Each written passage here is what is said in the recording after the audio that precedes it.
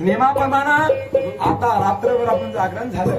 आता सकाळी सकाळी खंडोबाची वारी होईल. वारीच्या नंतर खंडोबा देवाचं लग्न मंगलाष्टका होतील, मग आरती होईल.